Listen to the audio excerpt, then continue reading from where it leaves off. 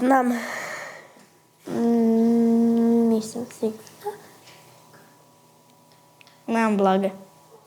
Nemam pojma. Zašto se pjevanje na tanko i debelo upravo tako zove? Zašto se tako zove? Pa ajde da te malo zbunim. Ne zove se.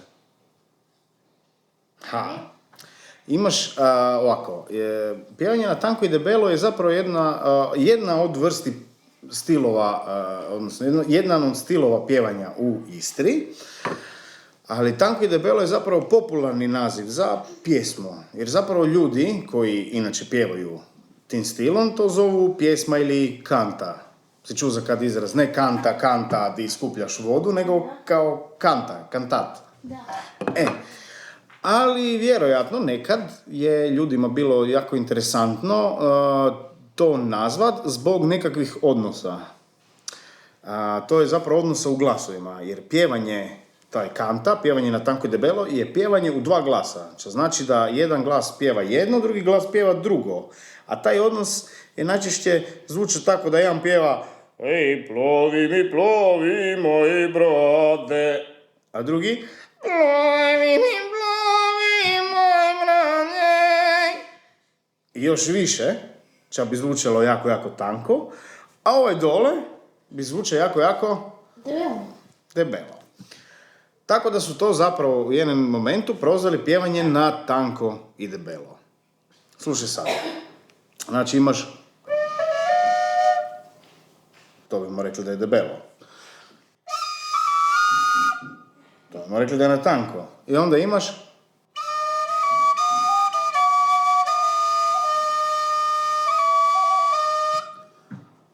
u temu je stvar. Znači imaš pjevanje di jedan glas je jako, jako gore, koji zvuči tanko, drugi glas koji je jako, jako dole, koji zvuči debelo. Folklor je nešto na čem se pleše u parovima i u nekoj odjeći. Pa plesanje nekog kao na balu, i pjevanje onako kao opera, samo da nije opera. Plesanje kao balet, ne baš. Folklor je grupa ili jedan čovjek koji plešu, pjevaju i sviraju. Na engleskom jeziku, znači to je izvedenica od dve riječi. Folk, narod, ljudi, i lore je znanje.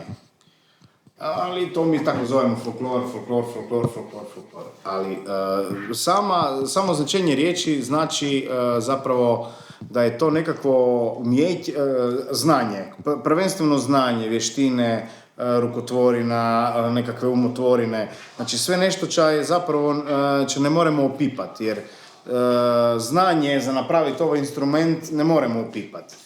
Znanje kako pjevati jednu pjesmu isto ne moramo opipati, jednostavno ga imaš. I to znanje je nazvalo se folklor.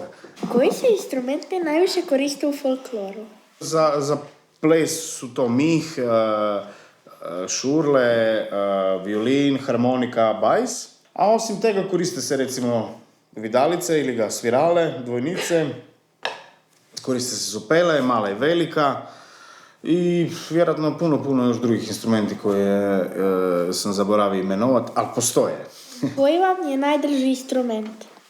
Meni je najdrži mih, recimo. Njega sam najranije počeo svirat, s nekih 11 godina.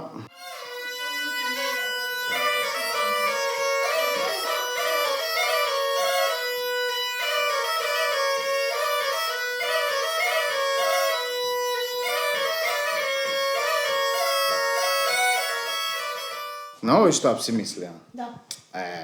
Tu imamo bordun, a tu nemamo. Znači, bordun vam je jedan dio gajdi koji uvijek daje isti ton. I to je to. Dok sviraš ovo.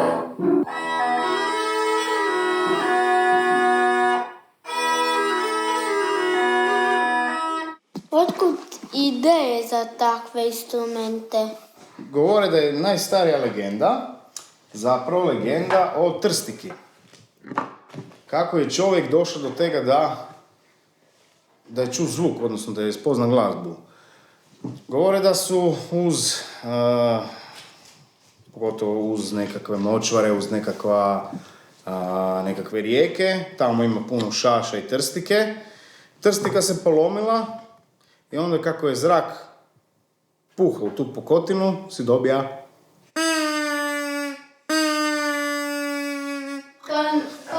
Ona slačka. Da. Instrumenti su nastajali jako sporo, ali sve je nekako povezano s prirodom i ono što mi kao ljudi moramo čuti i vidjeti zapravo u prirodi. Znači, taj folklor koji će danas morate vidjeti na koncertu ili od folklornog društva ili tako nešto, nekad je to bilo jednostavno zabava ljudi tada. Znači, to razmišljamo, ajmo reći, 200 godina nazad. Na sajmovima su se ljudi upoznavali, znači na tim nekim mjestima gdje je bilo puno ljudi jer tad nije bila škola. I onda ta neka vrsta zabave je bila ono što se sviralo, pjevalo i plesalo u to vrijeme. I to je bilo to nešto što danas moramo vidjeti u tim nekim prikazima folklora. Idemo posjetiti folklorna društva. Da li znate što je to folklor? Folklor je jedna gdje idu djeca da plešaju starinske plesove. Starinski plesovi su plesovi koji su se plesali u davna vremena. Ćete da vam pokažemo što znamo plesati. Rašpu.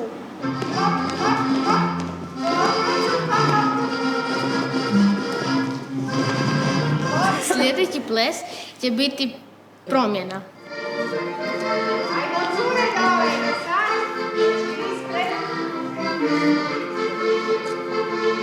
Sljedeći ples koji će ova grupa odplesati je Šete paše.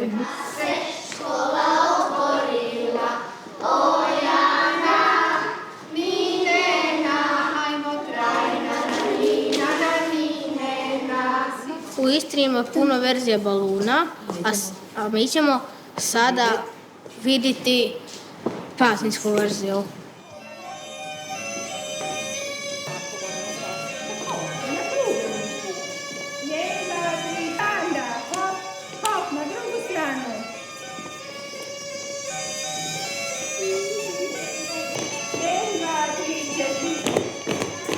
Svi koji volite plesati, možete se pridružiti ovdje u Pazinu.